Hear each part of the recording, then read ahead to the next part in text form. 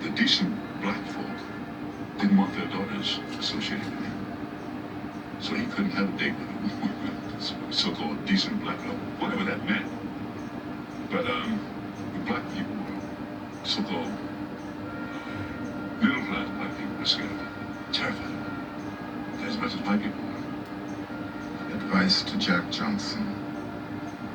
Mr. Jack Johnson must conduct himself in a modest manner. He can hurt the race immeasurably just now if he goes splurging and making a useless, noisy exhibition of himself. We hope that he will not be arrested on any charge. Any undue exhibition on the part of Mr. Johnson will hurt every member of the race. On the other hand, becoming modesty and self-control will win him many friends. The New York Age. Modesty was never part of Jack Johnson's makeup. Neither was self-control.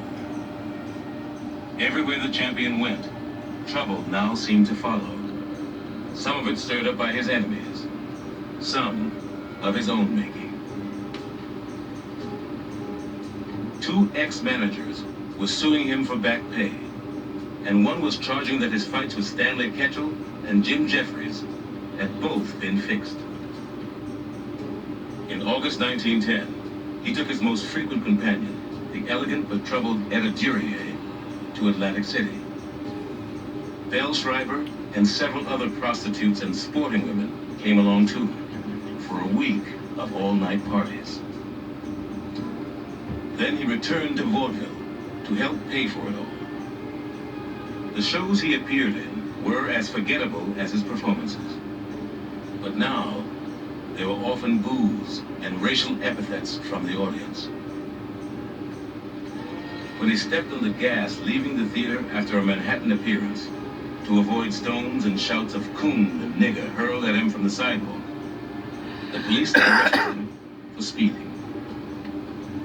Johnson, with his easy-going ways, love of adulation, and hankering for white trash, has been living it up almost continuously since his Reno victory. Black fighters especially are prone to fall for the servile flattery of that class which delights to fawn upon successful gladiators. Milwaukee Press. Johnson was drinking heavily now. In Boston, he quarreled with Belle Schreiber, tore off her clothes, slapped her, and they agreed to part. A few weeks later, he got a telegram from her. She needed help. She said she had lost her job in a Pittsburgh whorehouse when the madam discovered she had been Johnson's lover. Johnson sent her money for a train ticket to Chicago, then traveled there between vaudeville engagements and helped her set up her own place of business, paying the first month's rent and buying all the beds and mattresses. Johnson's tour continued. Albany, Rutland, Binghamton, Wilkes-Barre, Scranton. His life was moving even faster now, and it was taking its toll. When he reached Portland, Maine in November, he was too drunk, too despondent to go on stage. He threatened to jump out of his hotel room window. A doctor was called, diagnosed him as suffering from aggravated nervous exhaustion, and urged him to take a long rest. He hired a private railroad car instead, returned to the road, and was arrested again a few days later. This time, for having made advances to a chorus girl. He paid his bail with a $1,000 bill. Death threats came regularly in the mail. When Johnson played Pittsburgh, a white Southerner named Brooks Buffington turned up in town, intending to shoot him. When he couldn't get to the champion, he murdered another black man instead. In Chicago on Christmas Day, Johnson exploded. He beat Etta Durier, beat her so badly she had to be hospitalized. He told the doctor she had fallen from a streetcar. She went along with the story, left the hospital on New Year's Day, and later reconciled with her lover. There was abuse. Certainly, there was abuse. And I think he internalized pressure. He didn't show it. He didn't show it publicly. I think he showed it with Etta, though. And so Etta's life, I think was pretty miserable. And so, if she thought it was going to be happy, she's wrong. On January 18th, 1911, Jack Johnson and Etta Durier were quietly married in Pittsburgh.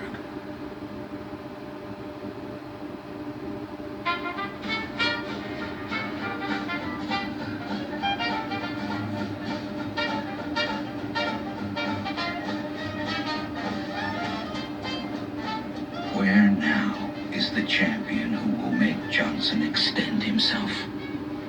Who will glaze those bright eyes, remove that smile, and silence that golden repartee? Jack London. The search for a new White Hope continued. One New York promoter organized a round-robin Max, tournament it's enough. to name a world's white champion. Johnson sat at ringside, trying to keep from laughing as a series of big, poorly trained white Get out of challengers bed. pounded away at one another. Was he learning anything, a reporter asked him? Learning plenty, he answered. None of them was worth fighting. He saw no reason to accept challenges from black boxes either. There was no money in it. I'm going to draw the color line, like some others, he said. And part of the reason that Johnson pulled his own color line as champion was the whites were so easy to fight. The blacks were the tough ones. He didn't want to fight a Joe Jeanette, a Sam Langford again, a Sam McVeigh again. In fact, when Sam Langford came to him, who chased him to England for a shot at the championship, said, Sam, the world doesn't want to see two black men fight for the heavyweight championship. What he was saying was there are easier pickings out there. In July of 1912, Johnson took on fireman Jim Flynn, whom he had already knocked out once. Flynn vowed to bring the title back to the white race. If I lose to this nigger, he told his manager, shoot me. Johnson barely bothered to train. It didn't matter. This time, Flynn, frustrated by Johnson's ability to smother him, used his skull as a weapon. Flynn's feet were both off the floor time and again with the energy he put into his bounces. Sometimes he seemed to leap 2 feet into the air in frantic plunges at the elusive jaw above him. Johnson continued to toy with Flynn until an official with a revolver stepped in to stop it in the 9th round. Johnson was declared the winner. No one shot Flynn. The idea that films of a Johnson victory over still another white opponent were about to be seen by moviegoers all over America was too much for most congressmen. On July 31st, 1912, Congress enacted a law that barred the interstate shipment of all fight films throughout the country. By then, the real target of the bill was back in Chicago, where he had opened his own nightclub, the Café de Champion, just south of the Levee Vice District. It was a black and tan club, one of the few places in the city where people of all colors could get together after dark. The Café de Champion, both on the main and second floors, was crowded to its fullest capacity, with men and women of both races mixed in together. Jack Johnson, without any question about it, is smooth goods. And he is doing his part in his own way in helping to solve the race problem. Many very beautiful pictures hang on the walls, including the life-size picture of Mr. and Mrs. Johnson, which is encased in a fine and very heavy gold frame. The Chicago Broadaxe. Etta Johnson's portrait was an important part of the club's decor, but she herself remained a sort of prisoner, confined to an apartment upstairs. I think she was a very lonely person. Certainly she was ostracized by white America. Black America didn't like her anymore. There were many people, many black Americans who were also very uncomfortable with Jack Johnson only going out with white women. So Etta was lonely.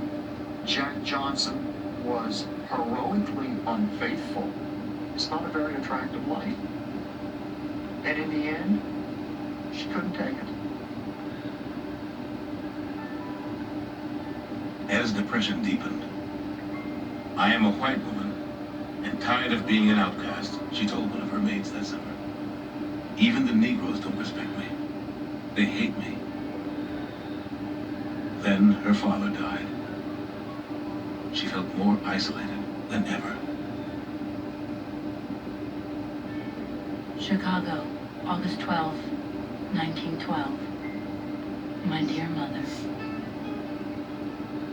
I'm writing this, and I'm going to have Jack put it in his safe, so if anything should happen to me, there will be no hard feelings left behind me.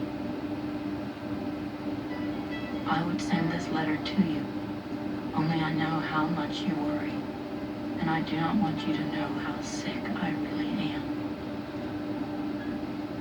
Jack has done all in his power to cure me, but it is no use.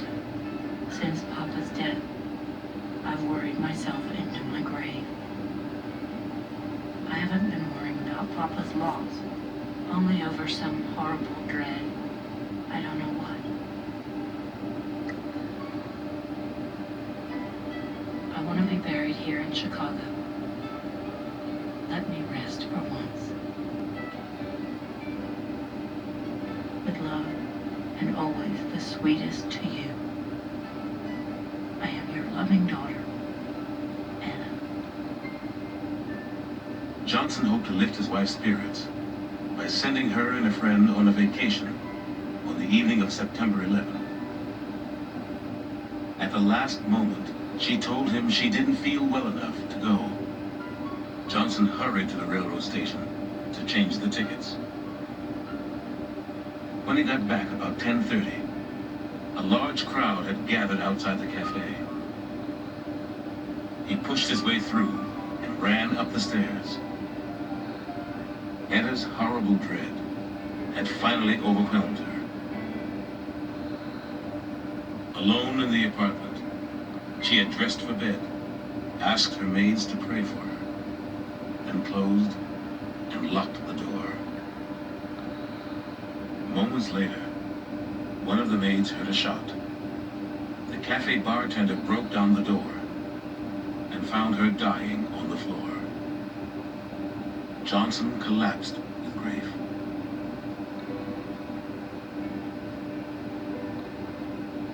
He told a coroner's inquest that he had himself sometimes felt suicidal since winning the title, that Etta had worn herself down seeking to console him, that she and he had genuinely loved one another.